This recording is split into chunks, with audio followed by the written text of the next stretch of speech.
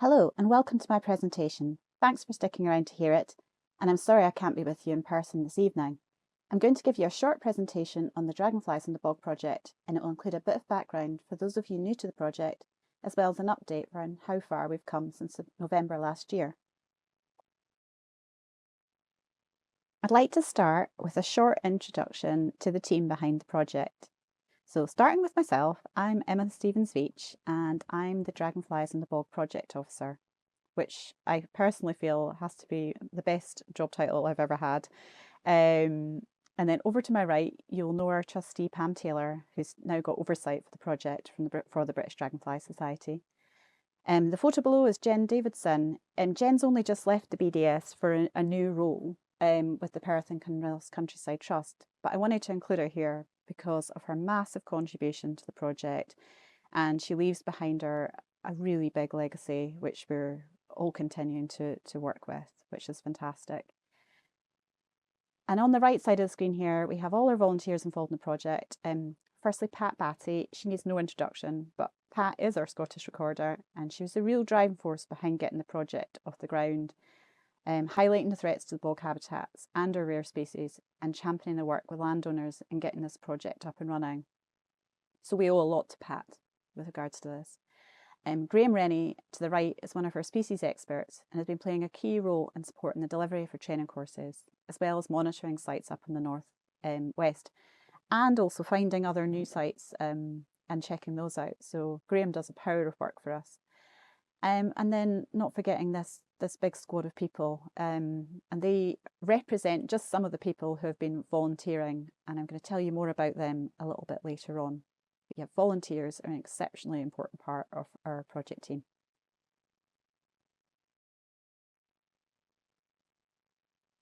To give you a bit of background, the project kicked off formally last November. However, it was built on the back of a trial project at Carrara Estate in 2023, which I'll say more about in a minute. We're funded by the Scottish Government's Nature Restoration Fund. In a nutshell, is focused on habitat restoration for rare peatland dragonfly species. We're focused on the larvae part of the life cycle, and essentially, we're all about bog pools. So why are we doing this project? Fundamentally, it's down to the fact we are now having long extended periods of drought that are threatening our bog pool habitats. We're seeing pools dry out completely, and population crashes of rare dragonfly species have been recorded across previous stronghold sites in the northwest. We know that we need to do more to protect this valuable habitat if we want to see our rare peatland species survive in Scotland. I've included this image here. You'll see there's a number 9 on it. That's because it comes from one of our pool specifications, but it's a pool, or a previous pool from at the Bonloit estate, which is completely dried out. This was a particularly sort of dry period, and I just think it's a really good image. It just reflects what we're kind of looking at when we're going out and selecting pools for restoration.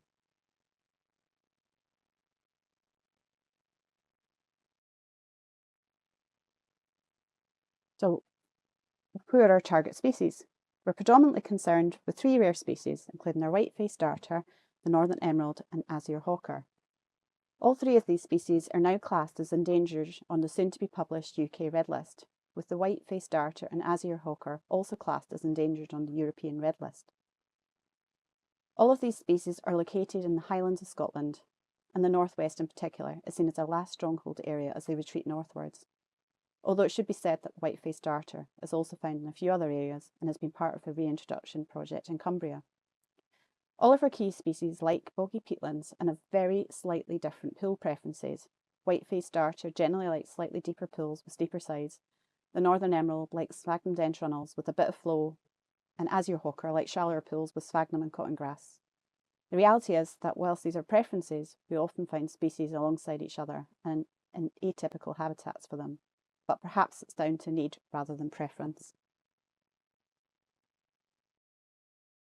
Other key species to benefit will include the common hawker and black darter, both of which have moved to near threatened status on the UK Red List, and of course our 4-spotted chaser.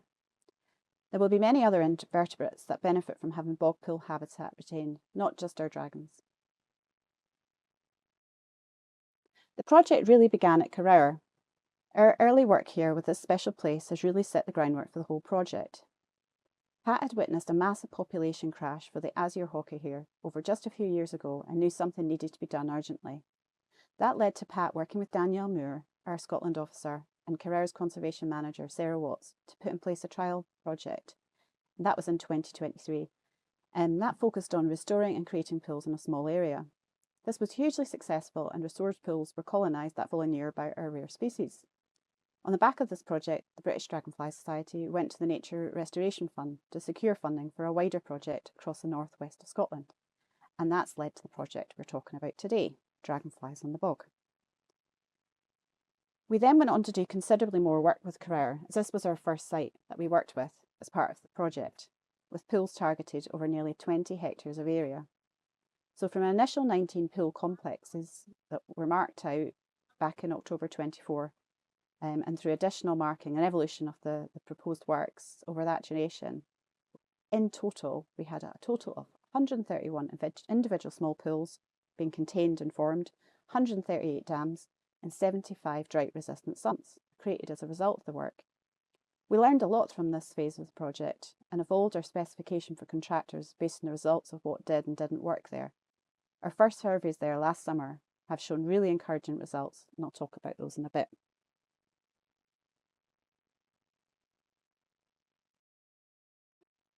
Zooming out from Carrera, let's have a look at the geography of the project. We have 9 project locations working with 9 different landowners and managers. They are grouped in landscape clusters. So up in the northwest, in our Wester Ross cluster, we have a community project, that's Kinloch Woodlands, and also the Woodland Trust's Glen Sheldig. In the West Loch Ness cluster, we have 4 projects. They are Trees for Life Dunregan Estate, Bunloit Estate managed by Highlands Rewilding, Corrimony Farm, and the Hilton and Gustakin Estate. And finally, our Glencoe Carrera cluster, where we're working with Carrera, NTS Glencoe, and Yohama Estates Mamora Estate. Moving on to the actual restoration approach itself. There's a picture of a teaspoon here to highlight we're talking about careful managed small-scale operations. This is not the same as peatland restoration, although a lot of the techniques used are the same, just carried out in a very exacting, finessed way.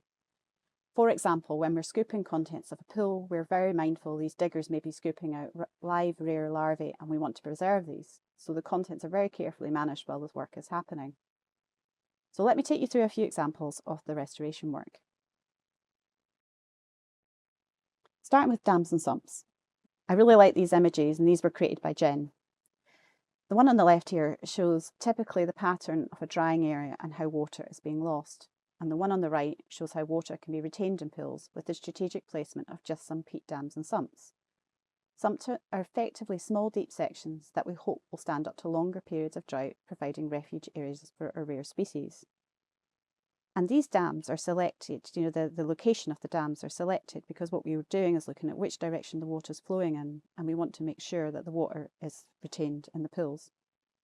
Sounds simple, but sometimes when you're out on site, it can be a little bit tricky to figure that out, especially when there's not much movement going on. The next thing that we look at is where can we open up drying pools? So what we see is that when pools start to dry out, starts that succession process with vegetation taking over. Alternatively, what we might see is a pool still being in existence, but because it's dried out and then re-wetted and then dried out a few times, what starts to happen is the sphagnum will dry out and it'll form these kind of decaying dried mats, so it's just sit on the sort of surface of the pool, and it reduces the amount of usable habitat. So what we do is we open up the pools, we're taking out that decaying sphagnum mats and carefully increasing the depth, being careful not to go too deep and being mindful of peatland code guidelines. These are a great few images from Carrera showing a before and after of that process. The one on the right was taken this summer during the training courses that we ran. So you'll really see a difference there, with those pools being so much more open out. And actually parts of them have already started to have areas of sphagnum repopulating. What we do is we really try and be mindful of where there is sort of active sphagnum fringes and keeping those within the pool.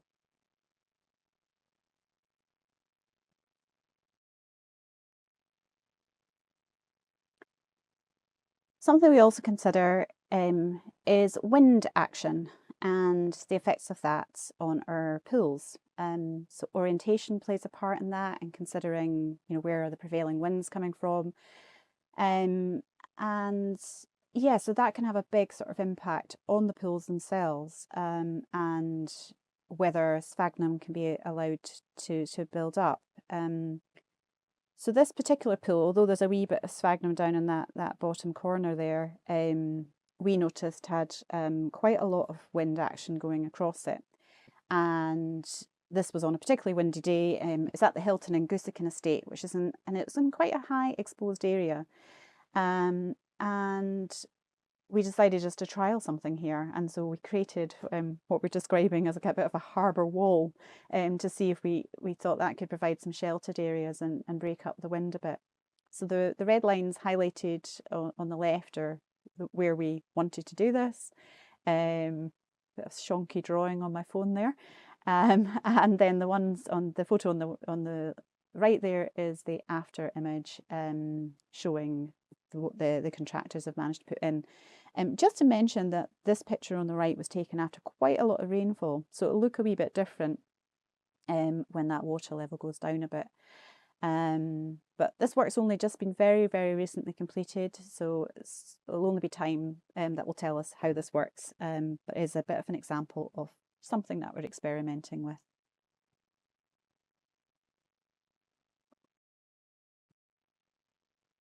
Something I wanted to talk about was how we work, and the fact that we have two different approaches, working alongside peatland restoration and standalone projects. We have 4 of our projects that are happening alongside existing peatland restoration projects. This works very well, as these projects already have excavators out on site, and we select pools for work that are close to peatland restoration that's already planned. This minimises the amount of tracking going in and out, and we can achieve great benefits at a lower cost. Longer term, we'd love to see more biodiversity benefits being built into peatland restoration design. Our other projects are standalone, where we work independently. Some of these sites are not eligible for peatland restoration, and some are very remote or might have access to issues. Contractors are selected as part of a competitive tendering process, and as part of that, they also have to build in all of the mobilisation and demobilisation costs. This image on the right is at Kinloch Woodlands, which was a hand-dig project, which only a few of our projects will be like, but this particular one was because we had power lines situated very close by.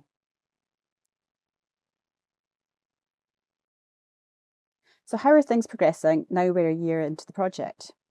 We have 3 sites already completed. I've mentioned Carrower already, and Kinloch Woodlands, which happened last winter. And Hilton and Goosekin was our first project to complete this season, and our first one working alongside peatland restoration. We have another 2 underway at the moment, also both working alongside peatland restoration, and that's Dundragon Estate, which is run by Trees for Life, and Corrimini Farm.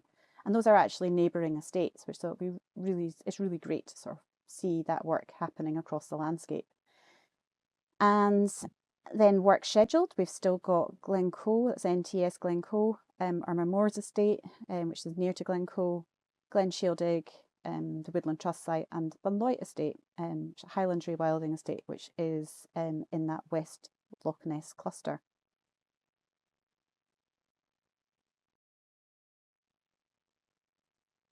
I wanted to tell you also about our training courses, as that's been a massive part of the project this year. Our goal is not only to increase awareness, but to build a group of people that are skilled in identifying these rare larvae. We created a programme of courses, and people could sign up to multiple events to build skills and to practice these. And the courses themselves were run over May to August, with 3 courses running at Carrower and 1 at Glencoe. And they all went incredibly well, with 35 people attending, and we had great feedback from them, with everyone demonstrating real development in skills and knowledge. We also included a photography element in one of the courses, as building a bank of images is really important, as these species are not so well recorded. So that top image on the right there, this isn't staged, I promise, and it's actually a group of trainees photographing a black darter emerging. The other images, we've got classic image outside Carrower Station, because Carrower Station is famous for many things, and not just dragonflies, but quite often people will be really keen to get a picture of to reflect the same scene from the in Train Spotting. So that's just a little bit of fun. And then that bottom image there is of some guddling at Glencoe. That was a particularly hot day, but really successful. But it was interesting being at Glencoe in comparison to Carrera, because we haven't done the restoration work there yet. And what we were finding, and it was really on the back of sort of that long period of dry weather we've had this summer, is that a lot of the pools that we wanted to survey, we just couldn't, because there wasn't enough water in them. So we were a bit limited in where we were looking. But yeah, really, really interesting to see that difference. So yeah, as I say, a long-term goal with the training is to build that community of volunteers that continue to support both each other actually, beyond the project, but with being able to go out and visit sites and carry out surveying, but also the project and that longer term site monitoring and tracking the progress of the pools and the benefits for our target species. So I've included the Carrera survey results here, as I think they're quite interesting. So this, just to remind you, was the surveys that we conducted over the training. So it was 3 courses run over the summer, and we looked at the restored pools from the work that had been completed earlier back in February, and the results were brilliant. So what I'll do is I'll just talk you through them. So we've got the azure hawker. So remember, this was one of the species that really suffered the population crash. Pat had spotted that a couple of years before the original trial, and was both the real driver for getting this work off the ground. But they were found across 56 pools from our restored pools, and in numbers ranging from 1 to 8, and at varying sizes. And this is a crucial point. So the fact that there were various sizes of sort of representing different stages of their 4 years of development shows that not only are we having new larvae coming in this year, we've actually managed to retain larvae from previous stages of development. And potentially it shows that the larvae are moving between pools. So it's really exciting. And then with the white-faced darters, a similar story in that we've got those different stages of development being represented. And they were found on 24 pools, which is great. And our northern emerald. So previously at Carrera, they had never been found. And the first one was found in 2023 after 24 after the trial project. And now we've found them in 3 different areas across our survey. And still in very small numbers, but it is showing that they're there. And we did find an exuvia as well, showing that the life cycle had been completed. And so, yeah, we were really excited by these results. The other species that we found were common hawker, 67 of those, 68 4-spotted chasers, 16 large red damselflies, 6 black darters, and 2 common blue damselflies. So yeah, really exciting results, and we're very pleased with how the work has gone at Carrera and how those pools have settled in. So we're just going to continue to track how things go there, but they really, I think they bode well for the rest of the project. Moving on to the next steps. So where do we go from here? So most importantly, we've still got delivery of work to happen at remaining 6 sites. And we've still got some challenges to overcome. Some of those are logistical, some of them are to do with bringing in contractors, some of them are about access, but we're slowly getting there. And steady progress is being made. So hopeful that those will all be achieved by the March deadline. It's also important that our volunteer community are really set up well for the future. And so the plan there is to create a pack of resources for them and put in place a longer term system so that they can continue to be able to collaborate with each other and they can build on the successes of the training that's happened this year. Crucially, we also need to make sure that results are shared with as wide an audience as we can. And this will be something that we'll do more so in the later stages of the project. but also starting to drip out things just now, making connections with other organisations and parties, and just sharing things as we go as best we can, given sort of time constraints, because it's a very tricky project in terms of managing time, as a lot of the work is done out in the field. Should talk about future monitoring. We're committed to the longer term monitoring of the work, and as part of our funding conditions, we are committed to going back and reviewing sites over a 10-year period. And we'll do this over sort of with a combination of working with landowners to have them support us on that, with capturing images, that type of thing. And really they've got a commitment to not alter the land in any way. So the areas that we've been working on, it's kind of a commitment to non-intervention, really. And then we have our volunteer team we've mentioned already. So going back in and carrying out some surveys over that 10-year period. And finally, just to say, we have applied for funding for a phase 2 project. So that would be quite exciting if we're successful with that. And it would be great to build on all the learning from this first phase, which has certainly been a lot, and building on all the benefits that we hope to achieve. So keep your fingers crossed and watch the space for news on that. Thank you very much for listening. Again, apologies for not being there in person. If there's anything for whatever reason that can't be covered, please feel free to contact me with any other questions you might have. And my email address is on the bottom of the screen there. Thanks very much.